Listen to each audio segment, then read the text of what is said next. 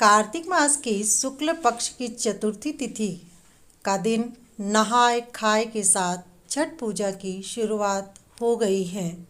इस व्रत में षष्ठी मैया और सूर्य देव की पूजा की जाती है। कार्तिक माह की चतुर्थी तिथि को पहले दिन नहाय खाए और दूसरे दिन खरना तथा तीसरे दिन डूबते सूर्य और चौथे दिन उगते सूर्य को अर्घ्य देकर छठ पर्व संपन्न होता है। पहले दिन से व्रत करने वाली महिलाएं सुबह के समय गंगा नदी पर या घर में पवित्र जल से स्नान करती हैं, पूरे घर की साफ सफाई करती है और गंगा जल का छिड़काव किया जाता है।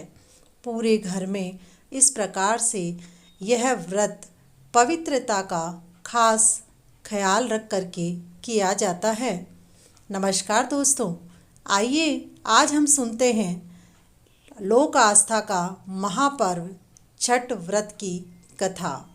एक नगर में एक वृद्ध स्त्री थी जिसके कोई संतान नहीं थी। कार्तिक शुक्ल सप्तमी के दिन उसने संकल्प किया कि यदि अगले वर्ष का छठ व्रत आने से पहले यदि उसे पुत्र की प्राप्ति होगी तो वह छठ व्रत करेगी। सूर्य भगवान की कृपा से वह 9 महीने के बाद पुत्रवती हुई, लेकिन उसने व्रत नहीं किया। बेटा बड़ा हुआ, बेटे का विवाह हो गया। विवाह से लौटते समय वर वधू ने एक वन में डेरा डाल दिया। तब वधू ने वहां पालकी में अपने पति को मरा हुआ पाया और वह विलाप करने लगी। उसके इस प्रकार के विलाप को सुनकर एक बुढ़िया उसके पास आकर बोली, मैं छठ माता हूँ, यह मेरे प्रकोप से ही हुआ है, क्योंकि तुम्हारी सास ने मेरे व्रत को लेकर जो संकल्प लिया उसने वह संकल्प करके भी मेरी पूजा व व्रत नहीं किया। किंतु तुम्हारा विलाप सुनकर मुझे तुम पर दया आ गई है कि इसमें तुम्हारी कोई गलती नहीं है जिसकी सजा तुम्हें भुगतनी पड़े। इसीलिए मैं तुम्हारे पति को जीवित कर देती हूँ, परंतु घर जाकर अपनी सास से इस विषय में बात करना जिससे यह कष्ट आने वाले समय में नहीं झेलना पड़े। छठ माता की कृपा से उसका पति जीवित हो उठा। वधू ने घर जाकर सास को सारी बात बताई। सास ने अपनी भूल को स्वीकार कर लिया और उस दिन के बाद हर वर्ष षष्ठी का व्रत करने लगी। तभी से इस व्रत का प्रचलन शुरू हुआ जो आज तक चला आ रहा है। इसी संबंध में दूसरी कथा है।